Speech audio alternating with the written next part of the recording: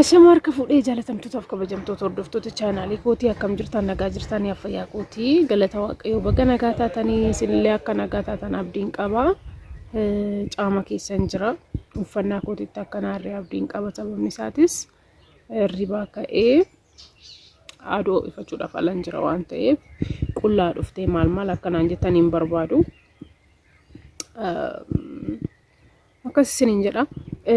Koomenti wayii argeetiin kaleessa asuma maafisiif hin deebisu jedheetanii intalli koomenti sana nama tokko lama miti baay'ee way kan na barreesse koomenti nama hedduudha.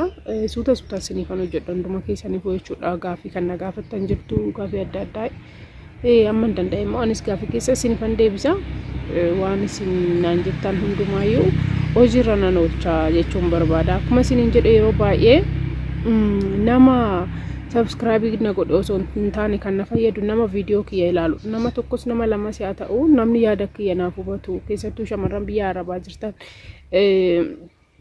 wanta baay'ee wanta biyya arabaatti raawwatamu fi shamarran arabaatti irratti raawwatamu waan ta'eef wanti nani dubbadhu si fayyadee tayyaala. Egaa akka jaalatan abdiin qaba akka viidiyoo kana ilaaltanii sheerii waliif gootan waa irraa baruu dandeessu dhugaa isiniin jedha maaliif experience hin qaba waan ta'eef experience yeroo isiniin jedhu barmoota kana yookiin immoo muudannoo qaba muudannoo biyya arabaa taa'utis biyya keessa taa'utis yeroo biyyatti galle immoo maal akka nuun jedhan maal waa'een keenya maal akka odeeffamu waan hundumaa nan beeka jechuun nan danda'a.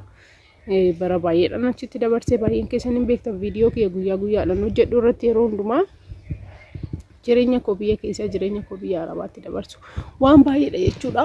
Kanan isiniif dubbadhu yookiin immoo viidiyoo isiniif hojjedhu. Egaa maanni kaleessa viidiyoo tokko gadhiiseen ture. Viidiyoo sun maalidha?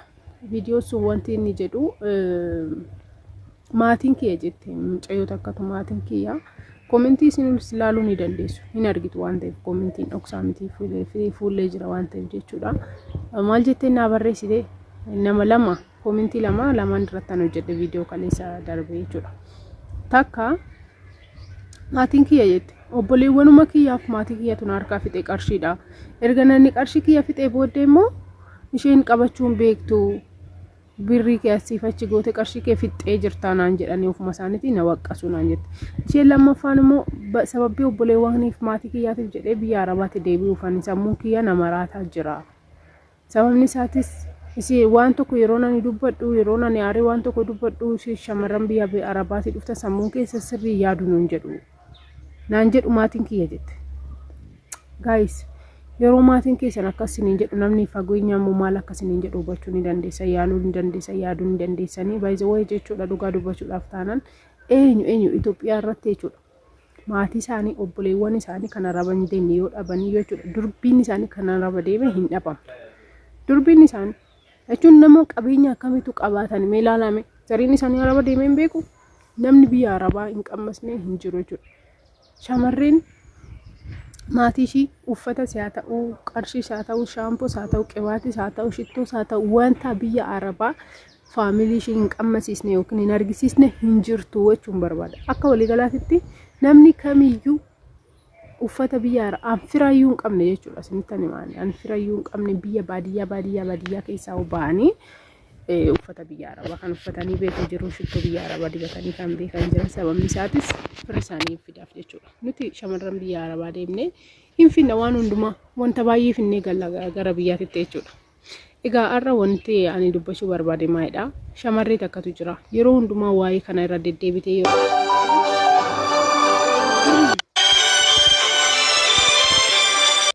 waa'ee kana yeroo irraa asii dhiifama bilbilatu seenee jedhuudhaani. Waa'ee kana yeroo ati irra deddeebitee haasoftu sammuun isaanii jeeqamuu danda'a maraachuu danda'a waan ta'eef yeroo baay'ee maaliif sababni isaatis shamarran biyya arabaa maatii isaanii obboleewwan isaanii qayyaruudhaaf kan deeman baay'een isaanii kanaafuu yeroo ati akkanaatti viidiyoo akkasii hojjettu irra deddeebitee sammuun isaanii maraachuu danda'a jettee na barreessite koomentii dheeraa na barreessite jirta kaleessa hin beekta eenyummaa kee jechuudha.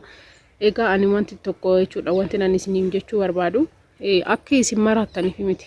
Yoomiyyuu taanaan akka viidiyoo ani hojjedhu jechuudha. Akkasiin maraataniif osoo hin taane dogongora keessan kaleessa jirurraa akka barattan warri biraammoo warri kana duran dogongorre akka dogongorreef malee akkasiin maaltu buufama jechuun namni tokko jechuudha. badiisaa isa kaleessa darbisa yaadatee ta'u yoo of sammuusaa of dhiphise wanti ta'u jira. Dogongorree beeknan hundumtu gaayis dhugaa isiniin jedhaan. Ani waan tokko isinitti himuu barbaada. Biyya lafaa kana yeroo jiraattan jechuudha. Hin dogongortaan waan sirrii kan hojjettan yeroo baay'ee arguu dhiisuu dandeessa. Kanaafuu yeroo baay'ee dogongoruu dandeessan garuu immoo dogongoreen jira dogongora no madaakii kaleessatiin dhukkubsachuun qabdu habibti. Madaakii kaleessatiin maaliif dhukkubsatta? Kaleessa isa darbe maaliif of waqqasta? Maaliif wanta darbeen gonkumaayuu sammuu kee of dhiphista? Kan darbee jira bar har'a akka haaraatti namni qarshii hin qabne waggaa 10 teessanii too biyya arabaa qarshii dumbulloo takka yoo qabaachuu baattan jechuudha. Guyyaa har'aatti irraa kaatanii akkasiin jijjiiramtaniin barbaada malee isa kaleessa darbeemmaa darbee jira homaa gochuu hin dandeessu jechuudha. Ati har'as haaraadha. Namni kamiyyuu sammuusaa haareffachuu qaba. Sammuusaa guyyaadhaaf fresh gochuu qaba. Ta'ee yaadaan akka kiyyaatti. Yeroon akkanas hin jedhu kanaaf ishee guuteeti. Isheen biyya ishee keessa jiraatti. Baay'een keessan naan jettanii turtan. Akka kee kanatti nutti hin tolle nuyi naan jettanii jirti. Wanta natti tolee miti gaayis dhugaas hin jedha. Mana kiraa keessa jiraadha. Kifilii tokko kireeffadheetan jiraadha yeroodhaaf jechuudha. Kan kiyyaan manaa dhumutti. Garuu maalidha wanti ani isiniin jechuu barbaadu. Yeroo isin guute bicha miti kan jireenya gaarii jiraachuu dandeessan. Yeroo isin guute yoomiyyuu guutu jireenya biyya lafaa kana waan tokko yoo guute tokkotti irratti tokko yoo guute tokkotti irratti biyya arabaatitti deddeebiteedha. Biyya arabaatitti bara baay'ee deddeebiteedha. Baay'ee jiraatteedhaaf ofan jijjiiraa maatii kiyya jijjiiraa itti yoo yaadde yoomiyyuu ta'u inni dadhabdeetuma dhiisa dhugaas isiniin jedha. Wanti ani isiniin jechuu barbaadu yeroo qabdan kanatti bara jiraachaa jirtan kanatti kaleessarraa barattanii boru takka jijjiiramtanidha wanti ani barbaadu jechuudha. Inni biraa maalidha? Isa kaleessa darbee jira. Yoomiyyuu taanaan odoon akkas godhuu baadhe osoon akkas godhuu baadheeti jettee wanti ati jettu tokko maa inni osoon akkas godhuu baadhe maatii keetii ergitee jirta. Okkee qarshii kee hin qabdu har'a tokko jettee jireenya mataa keetii eegalte. Jireenya mataa keetii eegaluu qabda malee osoo yeroo san qarshii kiyya maatii kiyya erguu baadhe hin deebi'aa siif deebi'aa waan akkas jetteef. Wanti ta'u jira humtu wanti ta'u tokko hin jiru jechuudha. Wanti tokko maalidha? Inni kalee darbe yoomiyyuu taana fakkeenyaaf dubartiin takka jechuudha daa'imummaa isheetiin yookiin immoo bara dorgoggummaa isheetiin isaa ta'uu daa'imummaa isheetiin gudeedamteerti yoo ta'e jechuudha. Gudeedamtee ta'u kaatee jechuudha yeroo hundumaa dhukkubbii ishiisa wanta ishii mudate isa yaaddee dhiphattee cinqamtee boossi taanaan. Nisittiin tun daa'imti tun yookaan dargaggoon tun jijjiiramni ishiin argattu jira wanti tokko hin jiru jechuudha. Yoo ishiin isa irraanfattee jireenya haaraa jiraachuu jalqabde qofa namni gaariin gara jireenya ishee dhufuu danda'a malee yoomiyyuu taanaan jireenya gaarii jiraatti jedhee yaadu jechuudha. Wanti nan isiniin jechuu barbaadu. Madaa caalu sin qunnamee ta'uu danda'a. Wanti nama gaddisiisu sin irratti raawwatamee ta'uu danda'a. Qarshii keessa fixxanii yoomtanii jibbamtanii tuffatamtanii ta'uu danda'a. Har'i guyyaa haaraadha. Biyya keessa jiraadha, biyya alaatti jiraadha, bakka fe'ee jiraadha. Har'a tokko jettanii akka jalqabdaniin barbaada malee isa kaleessa darbisanii osoon akkas godhuu baadhee har'a asin jiru ture. No hundumti keenyayyuu ani osoon cimee baradhee ta'eeti jechuudha. Osoon dhugaatiin hin jedhe yeroo daa'imummaa kootii seera cimee baradhee jiraadheeti jechuudha.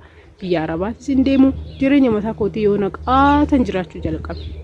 Akkasitti yaada taanaan garuu immoo bakka waaqayyo nama oolchi malee hin oolan ishii yeroo hundumaa jechuudha. Wanta dabarsisanii akka gaddisan osoo hin taane kaleessarraa fakkeenyaaf namni ani dogongora amma fakkeenyaaf obboleewwan kee xixiqqoon jiru gonkumayyuu akka biyya arabaa dhufan hin barbaadu. Barumsa isaanii yeroo baratan kanatti akka isaan cimanii baratan hin barbaada. Maaliif siitan dogongoraan dogongorisan akka dogongoran hin barbaadu waan ta'eef jechuudha. Kana malee namni tokko namni dogongorreen jiru namni qarshii maatii isaatiif hin ergine hin jiru anaanuu taanaan jechuudha. Garuu immoo kan kaleessa kiyyarraa eenyummaa kiyyarraa baradhee har'aa isin akka qarshii keessan maatii keessaniif hin ergine isiniin jechaa jira. Kanaafuu qarshii keessan maatii keessanitti fixinaa hundumti keessanuu akkasiin maraattaa akkasiin dhukkubsatan akkasiin gaddisaniif osoo hin taane jireenya keessanirraa akka barataniif jireenya darbeerraa namoota rakkoo dabarsanirraa akka barataniif wanta baay'ee kanarraa baratanii barbaada. Kanaafuu maatii keessaniif qarshiin erginaa qarshii keessan ol kaawwadhaa yeroo sassin jaalatu maatiin keessa yeroo sassin kabaju isiniin jedha namni kamiyyuu ofitti kasin qabu asinitti dhiyaatu yoo sin qarshii qabaatan ta'e waan ta'e jechuudha. Kanaafuu qarshii keessaniif fixinaa isiniin jedha isiniin jaaladha isiniin kabaja. Viidiyoo kana shamarran biyya arabaa hunduma biraan naaf ga'a. Oolmaa gaarii isiniin jedha gaayis guyyaa gaarii isiniif haa ta'u galatoomaa isiniin jaaladha sheer waliif godhaa. akkuma duraa isiniin jedhu subscribe kan laalta viidiyoo kana kan laalta yoo ta'e qofa subscribe godhaa malee akkasuma subscribe gochuun keessan naaf fayyadu galatoomaa isiniin jedha oolmaa gaarii hunduma keessaniif isiniin jaalladha.